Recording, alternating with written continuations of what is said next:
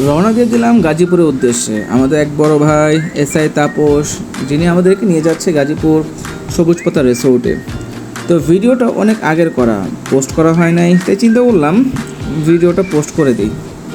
তো চলতে থাকি, চলতে কথা হবে। রাত জেগে প্ল্যান, সকালে তাড়াহুড়া করে বের হওয়া। তারপর শুরু হলো রাস্তায় আমাদের ছোট্ট অভিযান। বাইকের শব্দ, সকালের ঠান্ডা বাতাস আর সামনে লম্বা রাস্তা, এই জিনিসগুলোর মধ্যে আলাদা একটা শান্তি আছে।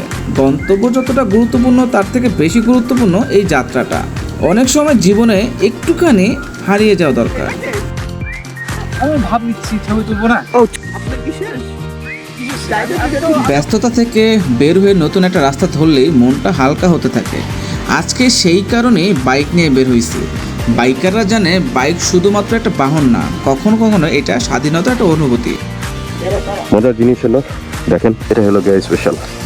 আজকে তোমাদের ভাত খাওয়াবো গরম মাছ দিয়া, টাটকা মাছ, চাল চুলা রান্না।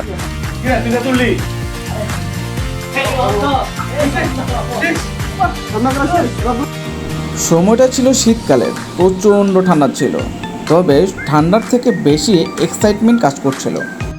বয়স বাড়ছে, কিন্তু রাস্তা দেখলেই এখনও মনটা ছোট হয়ে যায়। কিছু স্মৃতি টাকা দিয়ে কিনা যায় না, বানাতে হয়। আর সেই দিনটাই ছিল স্মৃতি বানানোর দিন। চলে আসলাম সবুজপাতা রিসোর্টে।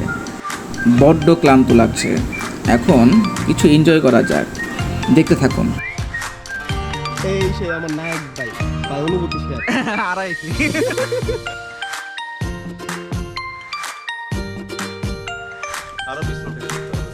তুষার ভাই কই ভাই? ভাই ঠকছি না ভাই।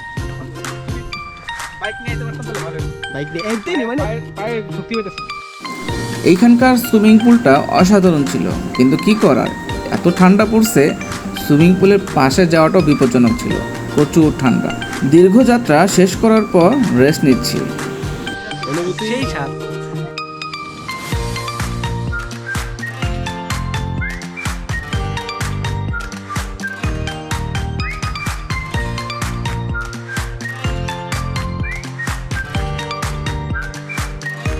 আজকের মতো এখানেই বিদায়। রাস্তার গল্প শেষ, কিন্তু স্মৃতিগুলো রয়ে যাবে অনেক দিন। ভালো থাকবেন, সুস্থ থাকবেন, নিজের খেয়াল রাখবেন। দেখা হবে পরের কোনো ভিডিওতে। আল্লাহ হাফিজ।